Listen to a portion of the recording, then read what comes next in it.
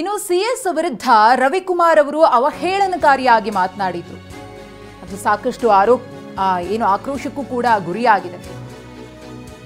MLC Ravikumar ಅವರಿಗೆ ಬಂಧನದ ಭೀತಿ ಇದೆ ಸದ್ಯಕ್ಕೆ.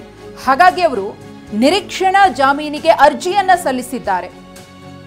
ವಕೀಲ ಸುಯೋಗ್ ಹೆರಳೆ ಮೂಲಕ ಅರ್ಜಿಯನ್ನ ಸಲ್ಲಿಕೆ ಮಾಡಿದ್ದಾರೆ.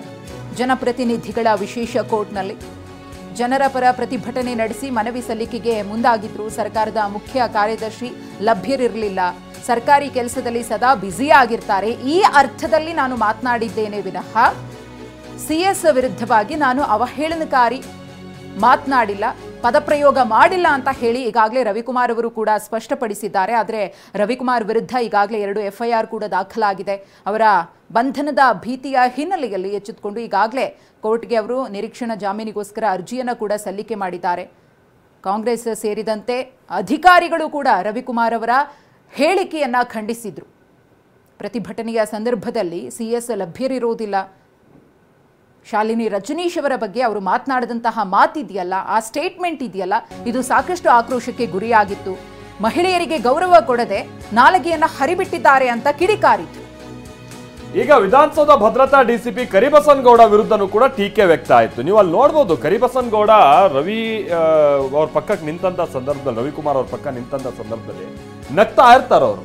ಆಮೇಲೆ ಆ ಟೈಮ್ನಲ್ಲಿ ಅವ್ರು ವಿರೋಧ ಮಾಡೋದಕ್ಕೂ ಆಗ್ಲಿಲ್ಲ ಅಂತ ಕಾಣಿಸುತ್ತೆ. ಅಥವಾ ಅವ್ರು ಏನ್ ಸ್ಪಷ್ಟನೆ ಕೊಟ್ಟಿದ್ದಾರೆ ಅಂತ ಅಂದ್ರೆ, ನನಗದು ಸರಿಯಾಗಿ ಕೇಳಿಸಿರ್ಲಿಲ್ಲ ಅಂತ ಹೇಳ್ಯಾರ. ಬಹುಶಃ ಕೇಳಿಸ್ತೇನೂ ಕೂಡ ಇರ್ಬೋದು.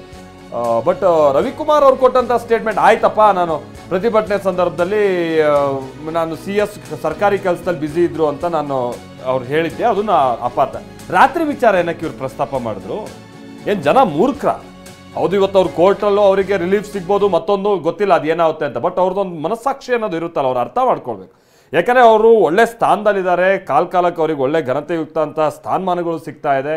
ಅಂಥ ಹುದ್ದೆಲಿರೋದಕ್ಕೆ ಈ ನಾಯಕ ಎಷ್ಟು ಪರ್ಫೆಕ್ಟ್ ಅಂತ ಜನ ಪ್ರಶ್ನೆ ಮಾಡೋಂಗಾಗಿದೆ. ಇದೇನು ಚಾಳಿ ಇದು?